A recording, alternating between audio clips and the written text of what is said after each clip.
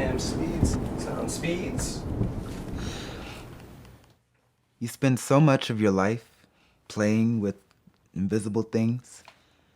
Eventually, you start to wonder if you're invisible yourself.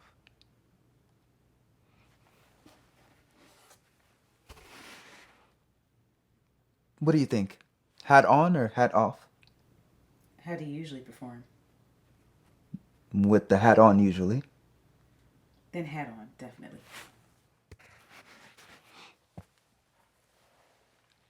But tell me more about that. What makes you feel invisible? When I'm performing, when I'm doing a show, sometimes it's great, and the audience is laughing and groaning and cheering, and the whole world just makes sense.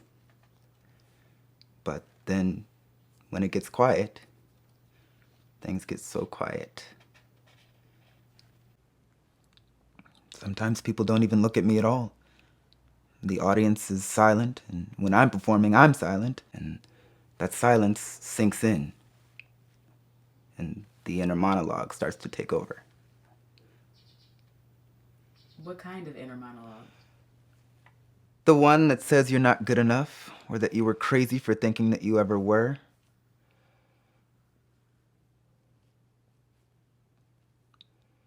The one that says you've wasted your life and are still wasting it at this very moment.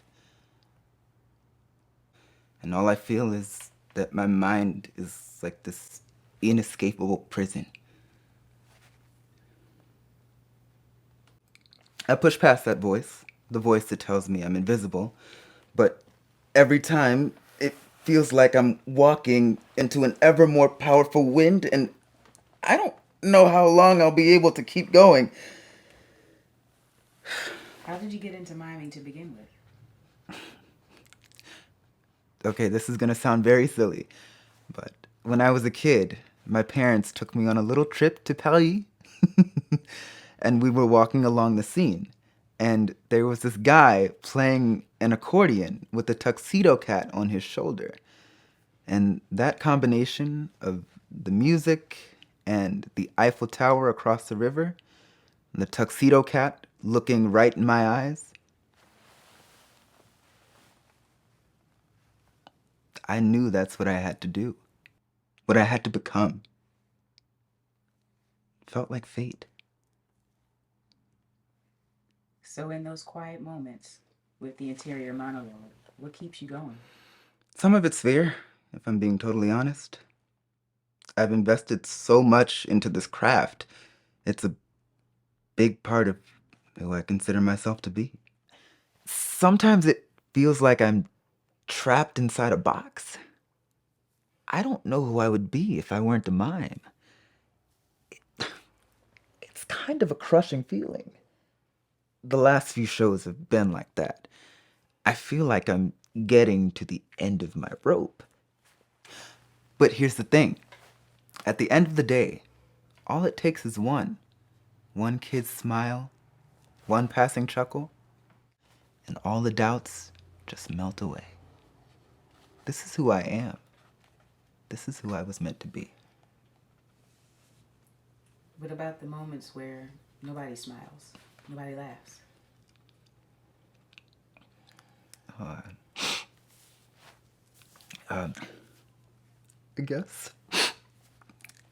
I guess in those moments I try to hold on to the joy that I felt watching other mimes when I was first starting out.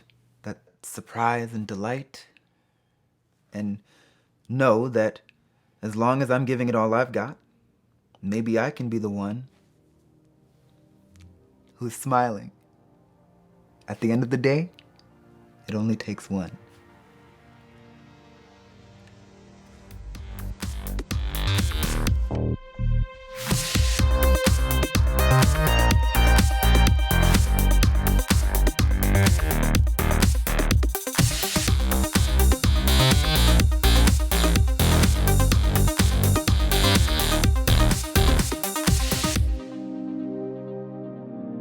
Hold for room tone.